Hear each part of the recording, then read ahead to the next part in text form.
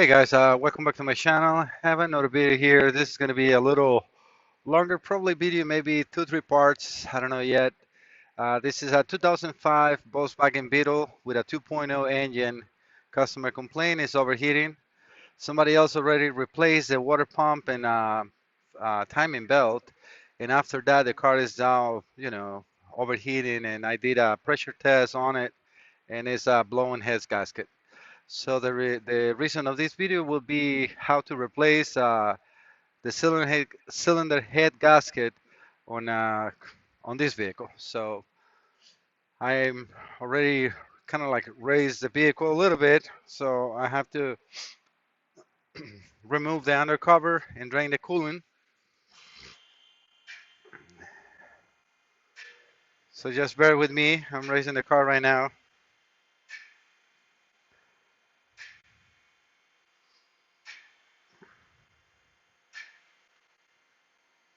For this kind of procedures, you need to drain the coolant. You have to put the engine on timing and then start taking intake, exhaust, and so on out. So my first approach will be to remove the and drain, remove the undercover. Let me make sure you guys are seeing what I'm showing you. Hopefully you guys don't get too much of a glare. That's probably good in there.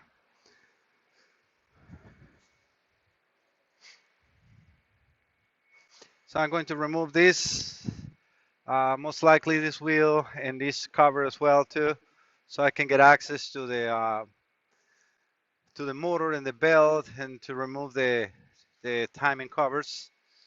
So bear with me, all right? I know it's going to be a little bright in there. Hopefully you guys can see. So I got the cover pretty much removed. It was missing two of the bolts in the front that I got attached in here, and it uses 216 millimeters on the back. Um, Also the T25s or Torch 25 on this side were missing. I guess needed to remove these ones, and on this side it uses a 12-point tip, number 8. Just got it like this because it was kind of hard, so I put a little bit of a WD-40s to remove it. All right, that should do it. So that's all you really need to remove that cover. Put this cover on one side here, so it's not in my way. Trying to. All right, that should do it. And now I'm going to remove the wheel. I took the covers out and I'm draining the coolant, which is always a little messy, but I mean, it is what it is. Now the next thing to do will be to disconnect the battery.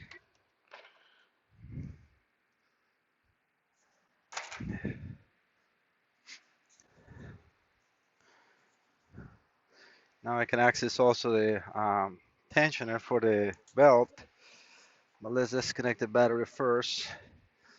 I always prefer to do the negative side for, or the negative side to disconnect. Like that, if for any reason the wire touches anything, it's just the ground. No sparks. All right, that's a 10 millimeter. And come on, very easy. Too easy. Just make sure that whenever you do that, you kind of pull the cable away from the battery itself so it doesn't get connected again. It's kind of like hard to do. We can remove the filter as well. No matter what, we need to get the intake out, disconnect the MAF. This one is always push and try to pull the top. And yeah, this one works out very well. If not, I use these from underneath and kind of like pull the top up and disconnect it. This is a air pump. So you just push and you just squeeze the tops and you can remove that. For this, I'm going to need a hose plier. This is the type. You guys are Seeing everything in there? Yes. Okay. These clamps are usually very strong. We need to get the Phillips head out.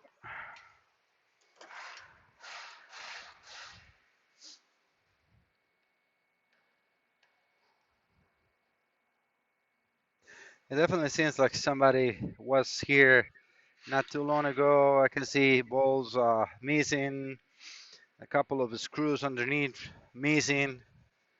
So not too good of a job. I can say whoever was working here was not too worried about leaving a stuff not bolted or loose. So those are Phillips. I also need a 8, I think. It's a 7. Has a resonator on the hose that is attached on the filter.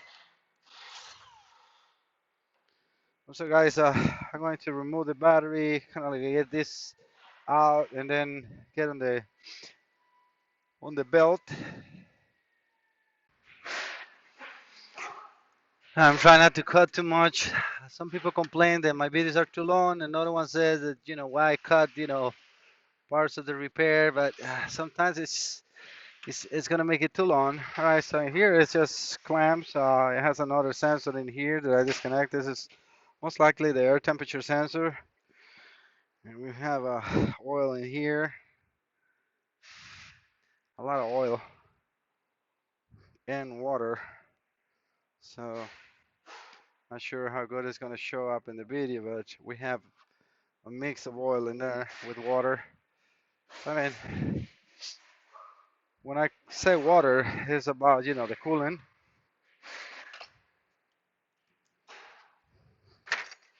Try to keep tools organized at the same time. Sometimes a little hard. That's the only way to reach and know what everything is. I like to work with organization. All right, so the battery is disconnected. I don't think I need to remove anything more from here. The filter wasn't even hooked up correctly. Hopefully this microphone takes a lot of that noise away. What else? Okay, the belt.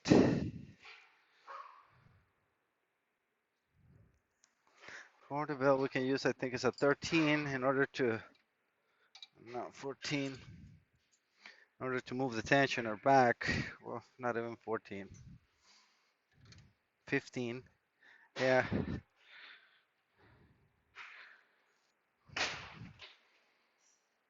And this has a hole. Let's make sure this will work.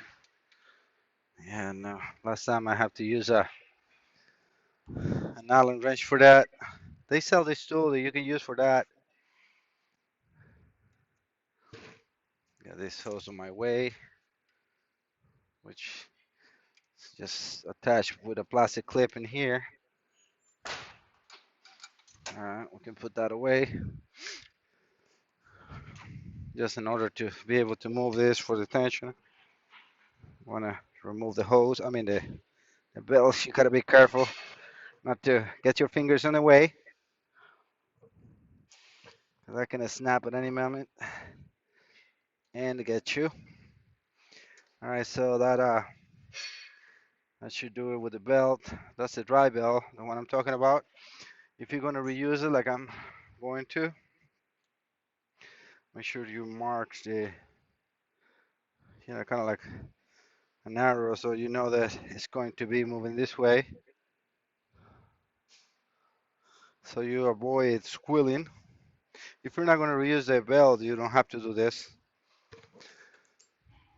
All right, and I have the bench behind the camera, but I have a magnetic tray and I can, store all the stuff in the meantime and taking it apart. And this is the fuel hose. Yes, you guys can see that perfect. All you gotta do is squeeze this in, be careful. It might spit some fuel, so I usually put a rag in here I didn't. So just a little tiny bit, so not a problem.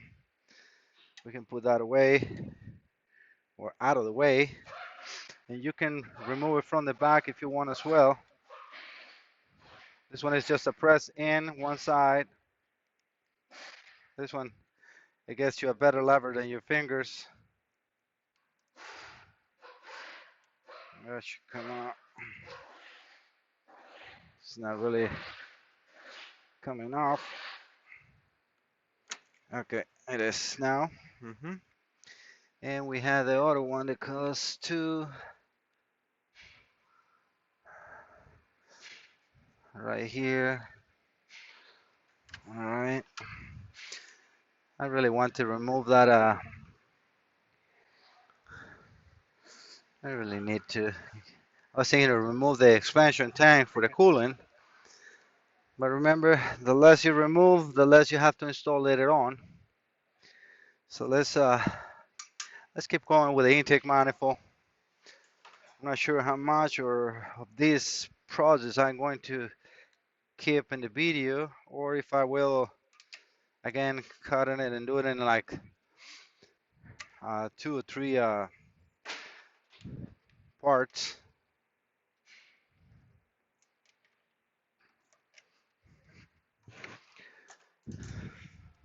I don't like those small clamps. They're always hard to remove because they gotta stop and they don't really tie the hose, you know. Yeah, I got another one of those fabulous clamps. At least this one came out very easy. All right, and we can again. I like to take as much as away from taking the bulk so you can work with room. All these hoses had the same push clip. Everything is right here. All right, so this is the lever that I'm talking about. The fuel one is black or so, but it's the same thing. You just press it in. All right. These are all Allen in here. I just put a rag in here to soak that fuel that is going to be dripping in there. We also have the throttle body connector in here. Again, when you're removing any of these connectors, as you saw me on the map sensor, you push in first, and then with your finger, if possible, you pull the top and then pull out. It works really good for me. I just removed that one too with no issues. We have this hose from the air pump that goes to the EGR valve on the back that we can remove as well. These are very important for you to remove because they're very brittle. They always break if you don't take care and remove complete.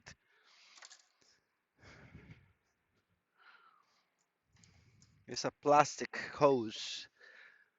All right, we got another connector right at the top of where the thermostat housing is. This one looks like it's, since the sensor move, I cannot really push 10, but I can use the, again, this pick has a curve. It's very handy. I just go from the back and lift and then pull.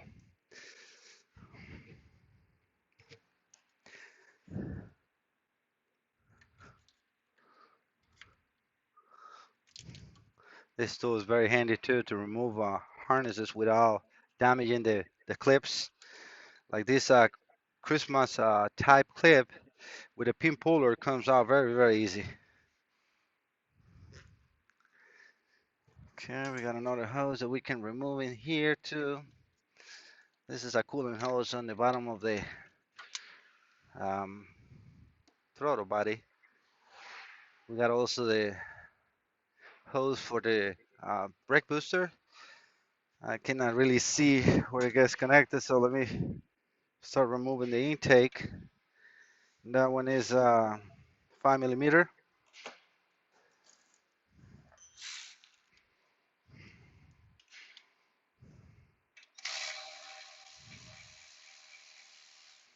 One other thing I like to do is I keep trays always kind of like separate a little bit. So I use one for the bottom, and if possible, try to keep one on the engine. Hopefully it doesn't fall right there. Okay, so I can put the upper bolts in there.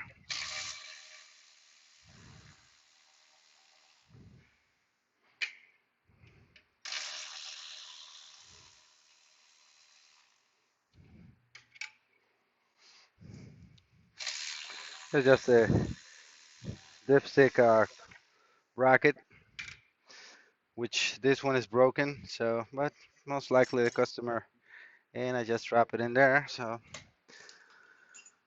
always good and handy to have a magnet, so you don't have to be kneeling for everything. We got another bracket here. Definitely trying to put these hose somewhere else. I mean, it's already disconnected from the back because I just don't like to work with hoses on my way. Okay, that works. All right, so we got 13 millimeters in here and an Allen, which looks a little bigger.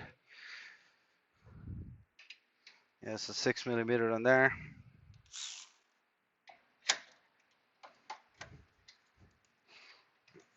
Use a real ratchet for that.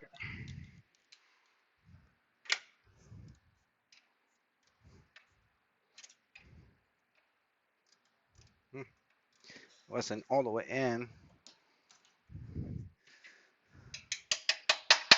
All right.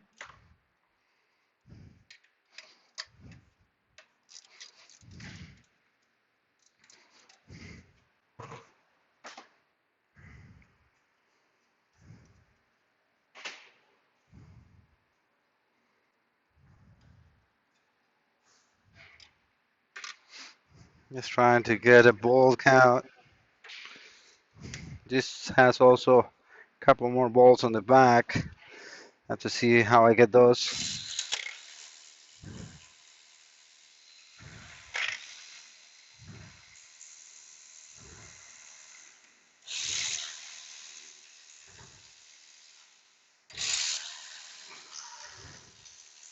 That also holds the tensioner.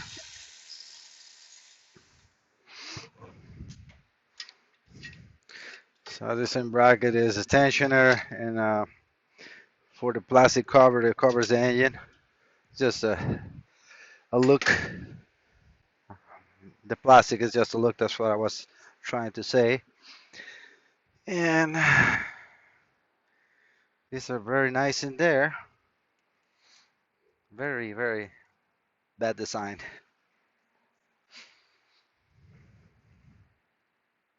Need to get this air pump out of here as well. Remember, push, pick up the lever, and it comes out. It works pretty good for me all the time. And this one has one of the mounts, let's call that, broken.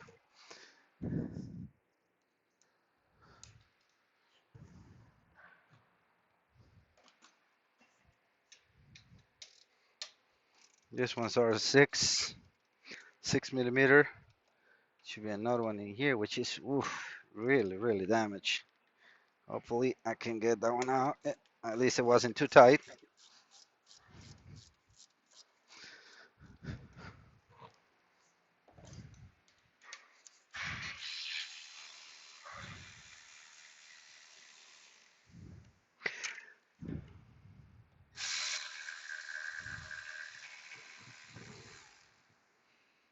All right.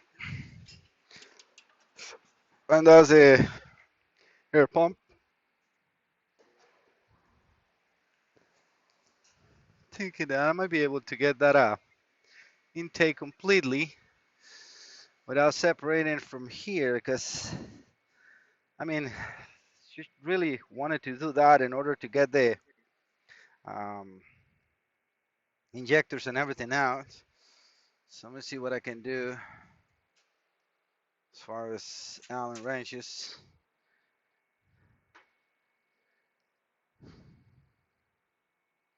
We said that that is a 5, right? I'm gonna have to use a hand one. I don't think I got a long 5.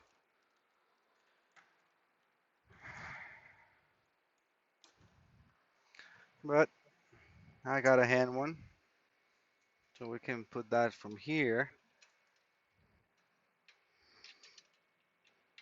hmm Just use the back of your open wrench, and that should make it easy. Make sure you get that bolt.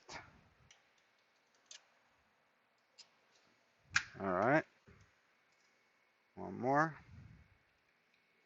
Sorry if I'm in your way.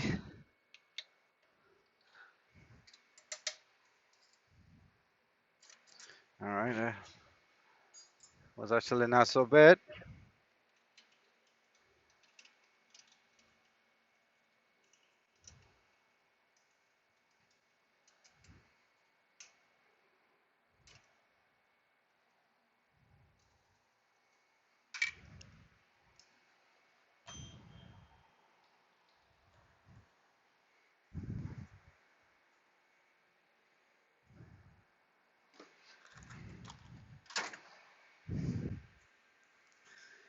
We have a bracket with 2 hoses in here. Actually, it's this one. So I might wanted to get that out. The other one is just this tube that comes here. So yeah, let's get that one out. I'm talking about the clamp and the hose. Just here on the back.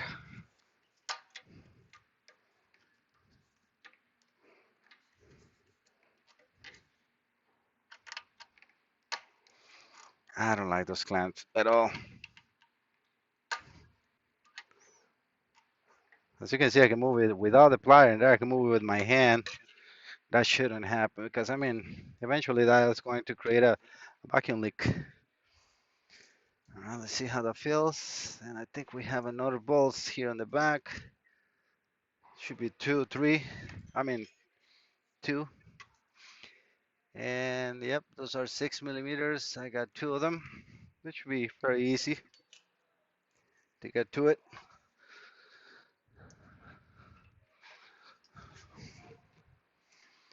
I'm gonna need a short extension just to give a more reach to the socket.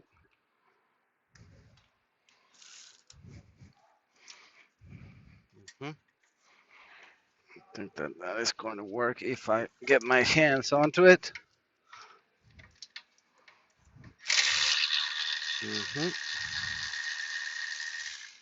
Got one out. Let's see if I can get the other one, which I think is gonna be very easy.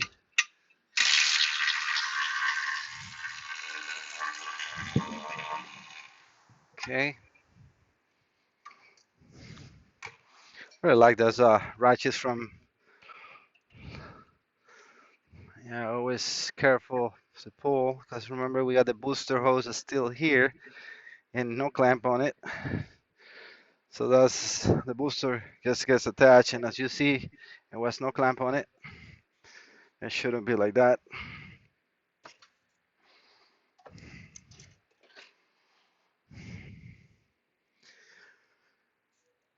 Okay, now we get the better look of where the injectors are.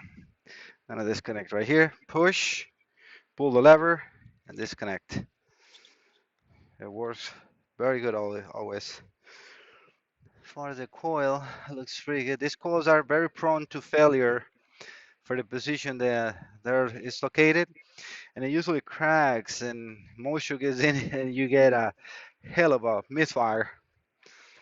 As far as fire in order, we got 1, 2, 3, and 4. So actually, it's pretty simple. So 1, 2, 3, 4. That's just the way it's here. I don't have to really think too much on that. I'm not even looking at the information.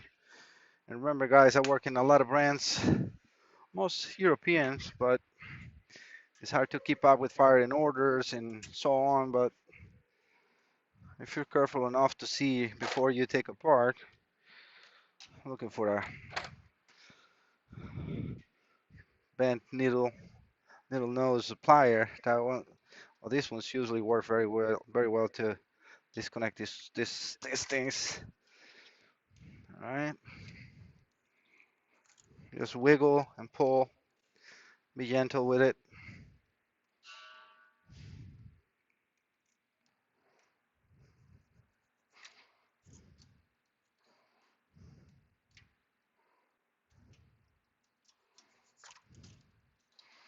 All right, then we can leave these wires just hanging in there. They're not gonna be in my way, at least for now.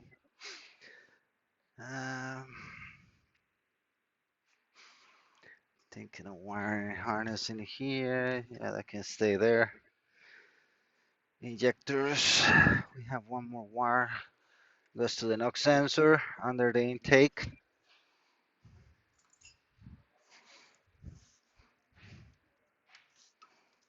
This pick also works very well. You don't want to break those tabs. It's very important so you don't get a loose connection because of a broken connector. Now I can pretty much remove injectors complete with the harness. And those are 5. Looks like it's only 2.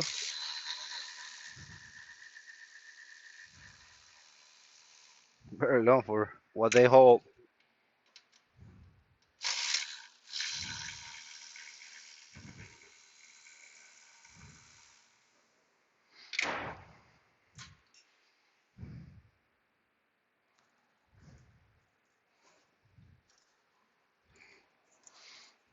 Connections are.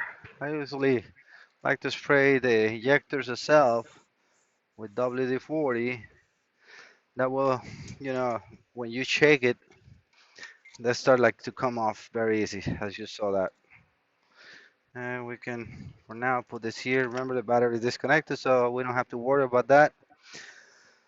Then we have a water outlet here. Looks like 5.2 as well, 5 millimeters. We can also take the intake manifold apart in here or remove it from the engine so we get a better view. I mean, no matter what, we need to send that to the, um, those are 6, to the machine shop.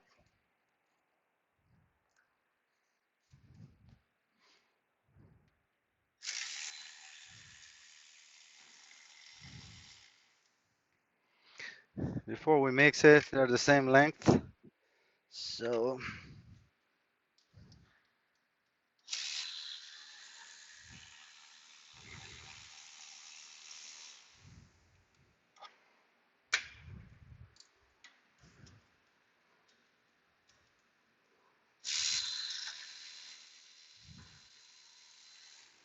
I don't know if you noticed, but if I put the ratchet straight on the bolt, it will not take it off.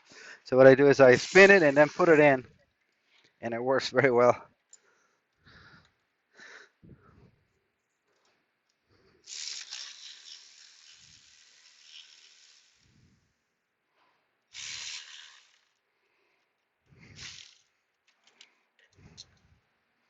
All right, and those upper ones are 13.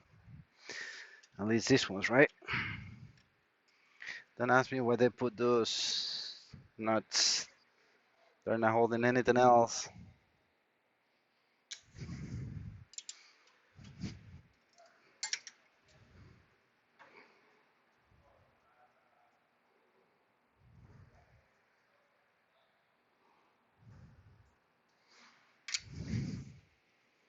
Now that is a 6.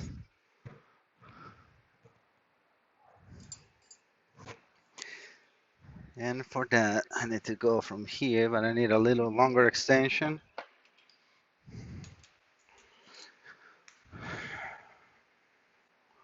Not so bad time-wise.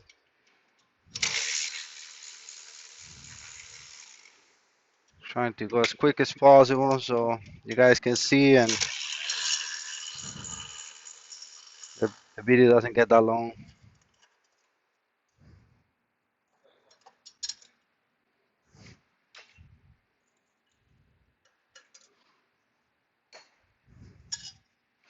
We got the intake out.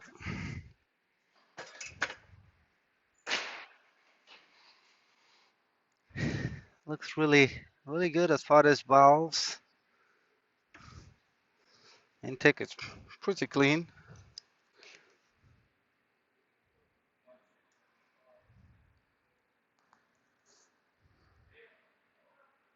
A little bit of a carbon in here, but by this one bit a poor fuel injection, it keeps it clean.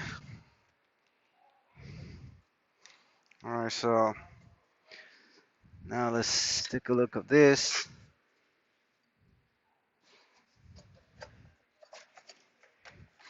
And yes, now you saw that it's just two clamps and it comes out. Very easy. And my bench is starting to get crowded. Let's see what I do after. Yeah, definitely the timing belt looks brand new. No doubt about it. I don't like this plate, but the engine is running good, so let's forget about that. As far as timing, I'm gonna need let me see what I have in there. That's what I removed the wheel. So that is looks like a 19, 12 point, 19 or 21. For that I have a set here that I use. It's not a impact set, but it works very well. So this is what I'm talking about when I said 12 point. I mean, most of you will know what that is.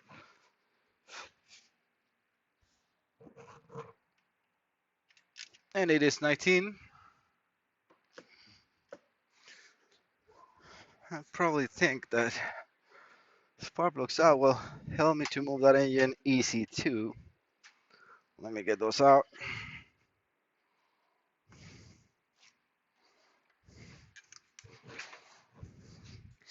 I also got the stubby from Milwaukee. I've been using it for like 2 months. Very happy. It's not for everything, but it takes a lot of weight off your hand doing calipers and suspensions. So,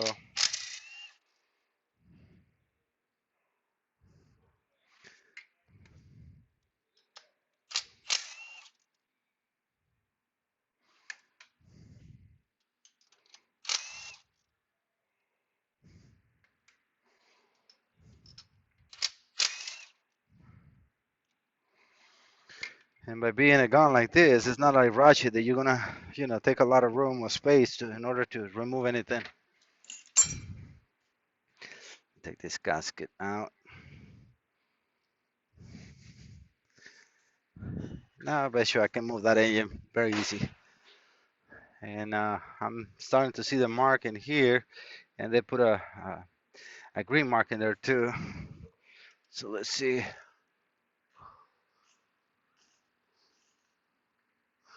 All right, that looks in there like it's in time. As far as the bottom, I don't know yet. Remember, we can have two different positions.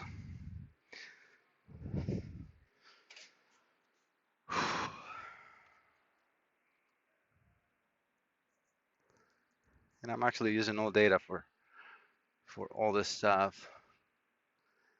Camshaft pulley TDC number crankshaft mark on camshaft. Cylinder by Turner crankshaft mark on camshaft pulley must align with the arrow to the belt. Or arrow loosen tensioner. Hmm. Yeah, we have a mark in here too. All data's not showing me that. And I don't really see where that should be aligned with. I know the piston one is in top dead center because I can see it right here from the hole itself. So I will call that TDC, but I want to make sure because if by any reason the engine moves, can still put this on timing, but not related to the bottom. So I'm gonna raise the engine 1 second, guys.